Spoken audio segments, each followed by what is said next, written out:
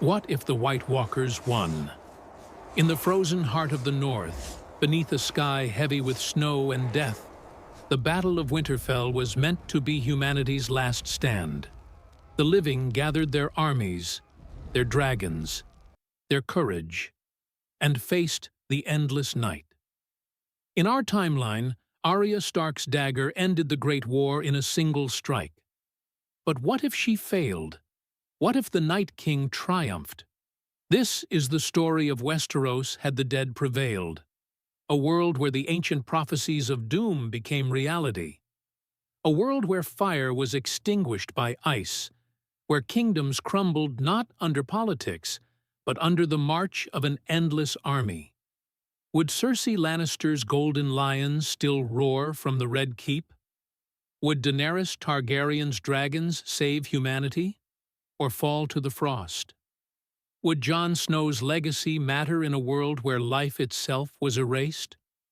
Tonight, we dive into the darkest of alternate histories, the reign of the White Walkers, the endless winter that consumed the Seven Kingdoms, and the desperate final spark of human resistance before the world froze forever. The Battle of Winterfell was chaos, screams drowned by blizzards, fire swallowed by the cold. In our world, Arya Stark's daring leap ended the Night King. But in this timeline, his icy grip tightened.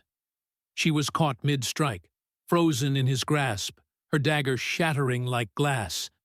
The living gasped, and in that single moment, hope shattered with it. The Night King raised his hand. The fallen of Winterfell, the unsullied, the Dothraki, the Northmen, rose again as his soldiers. Even the crypts betrayed the Starks, as ancestors clawed from their tombs marched under his banner. The dead doubled, tripled, while the living dwindled. Jon Snow and Daenerys fought with fire and fury. Drogon and Rhaegal unleashed storms of flame, but even dragonfire could not hold back the tide forever. Viserion, the undead dragon, tore through the skies, ice clashing against fire in a storm that shook the north. When the dawn came, it was not victory that met the survivors. Winterfell's walls lay in ruins. Bran Stark, the last hope of memory, was slain by the Night King's hand, his green eyes extinguished. Sansa and Tyrion never emerged from the crypts, frozen into silence. Only a handful escaped, the Hound limping south, Brienne dragging a wounded Jaime, Jon Snow carried away by Drogon as Daenerys screamed his name. The North was lost. The war of men was over. The war of the dead had only begun. From Winterfell, the army of the dead marched south, an endless tide of corpses stretching horizon to horizon. Villages burned and froze in their wake. The Riverlands fell within weeks. By the time news reached King's Landing, the White Walkers had already crossed the neck. Cersei Lannister had hoped the North would bleed both dragon and wolf. Instead, she faced an enemy that could not be bought, poisoned, or deceived. Her Golden Company stood ready, her scorpions pointed to the sky, but in her heart, she felt it. The long night had come, and even the Iron Throne could not protect her. The North's fall sent shock waves through the Seven Kingdoms. Refugees poured south, starving and frostbitten, their tales of ice demons dismissed by some, but believed by too many. Panic spread faster than winter winds. Cersei clung to power. From the Red Keep, she ordered gates shut, food hoarded, enemies crushed. To her, the dead were just another army, unstoppable perhaps, but still just an army.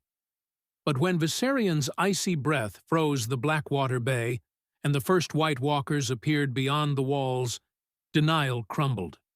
Daenerys, broken by the loss of half her forces, flew south with Drogon, the last living dragon.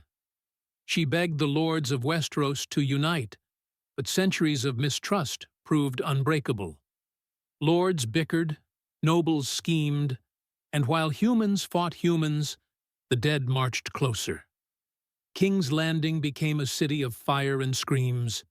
The Golden Company fell in hours, their famed discipline useless against soldiers who did not bleed.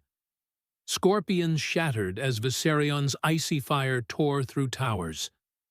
The bells rang not for surrender, but for doom, as corpses of Lannister soldiers rose within the walls, turning blades against their own. Cersei and Jaime died together as the Red Keep froze solid, their golden dynasty buried beneath frost. The South fared no better. Dorne, once proud of its independence, was smothered in silence when the White Walkers reached the deserts. The Reach, fat with harvest, starved as snow buried its fields. The Vale's mountains became tombs, its castles entombed in glaciers. Human resistance fractured. Daenerys tried to rally survivors, but grief weighed heavily. She lost Rhaegal to Viserion's icy maw. Jon Snow, his heritage revealed, tried to unite men under the banner of the true heir, but mistrust and fear doomed his efforts. In the chaos, a strange alliance was born.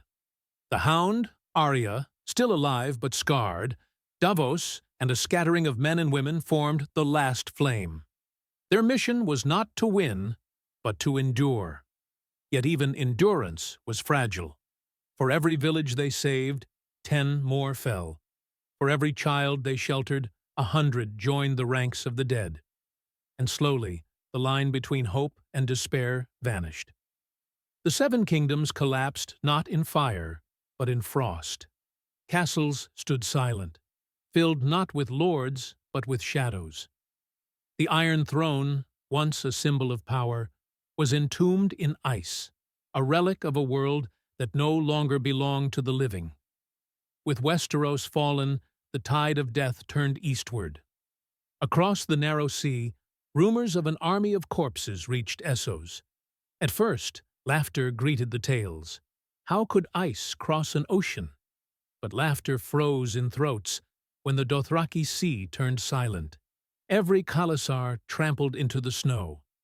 The free cities, proud and wealthy, tried to resist. Braavos unleashed its fleet, but Viserion's frost shattered ships like glass. Volantis, once teeming with slaves, became a city of the dead, its temples glowing with cold blue fire. Only Korth attempted diplomacy. Its rulers sent emissaries to parley with the White Walkers. None returned. Essos fractured in panic. Slavers fell to their own undead slaves. Mercenaries fought bravely, but no coin could stop an enemy that did not hunger. The last bastion became Ashai, far in the east, where shadows whispered of ancient prophecies.